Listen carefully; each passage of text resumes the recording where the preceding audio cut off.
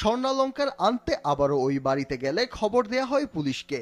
খবর পেয়ে ঘটনাস্থল থেকে রিয়াদ সহ 5 জনকে গ্রেফতার করে পুলিশ। যেই যায় মক্কা সে হয়ে যায় হাজি, এরকম একটা প্রচলিত প্রবাদ আছে।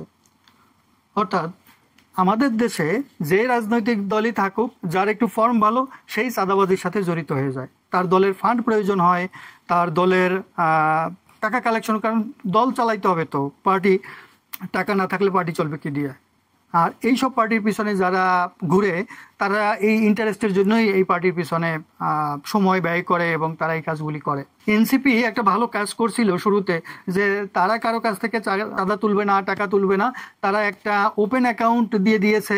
যদি তাদের কার্যক্রম কারো পছন্দ হয়, ভালো লাগে, তাহলে ওই অ্যাকাউন্টে ডোনেট করার জন্য তারা এই মানুষের দানের টাকা দিয়ে নিজেরা পরিচালিত হবে এবং মানুষের কল্যাণে কাজ করবে। কিন্তু আমরা গতকালকের যে নিউজটা দেখলাম যে চাঁদাবাজির জন্য এনসিপির 10 জনকে গ্রেপ্তার করা হয়েছে, তাহলে এনসিপির সেই ভাবমূর্তি অন্য যে রাজনৈতিক দলগুলি আছে তাদের সাথে পার্থক্যটা কোথায়? বরঞ্চ আমরা এখন যদি কম্পেয়ার করি, ইসলামিক দলগুলি কিন্তু এখনো পর্যন্ত কোনো চাঁদাবাজি রেকর্ড আসে নাই। তারা যেটা করে উল্টো, মানে তারা কর্মীকে দিচ্ছে না, উল্টো কর্মীর থেকে দল চালানোর জন্য টাকা বা ইয়ানত বা হাদিয়া যেভাবেই হোক, তারা কর্মীর কাছ থেকে চেয়ে চিনতে নিচ্ছে, এবং সেটা বাধ্যতামূলক না। কেউ 5 টাকা দিতে পারে, কেউ 50,000 টাকাও দিতে পারে, যার সামর্থ্য অনুযায়ী তার দলের যারা করে। তো এখানে কি হচ্ছে, সে তার নিজের আখেরাতের জন্য হোক আর তার দলের ভালোবাসার জন্য হোক, একজন কর্মী বা একজন সমর্থক তার দলকে সে ফান্ড দিচ্ছে, কোনো চাঁদাবাজি করতেছে না। আর অন ইসলামিক, মানে যাদের নামের পিছনে ইসলামিক ট্যাগ নাই, যেই সব দলগুলির পিছনে, তারা বিভিন্ন বড় ব্যবসায়ীদের কাছ থেকে বিভিন্ন ধরনের ডোনেশন নিচ্ছে।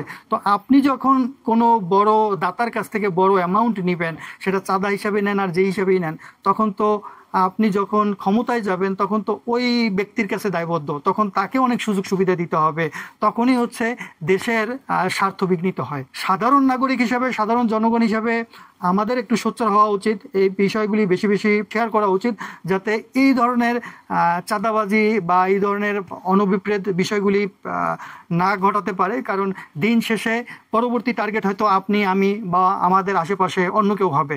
সো আসুন আমরা চাঁদাবাজিকে না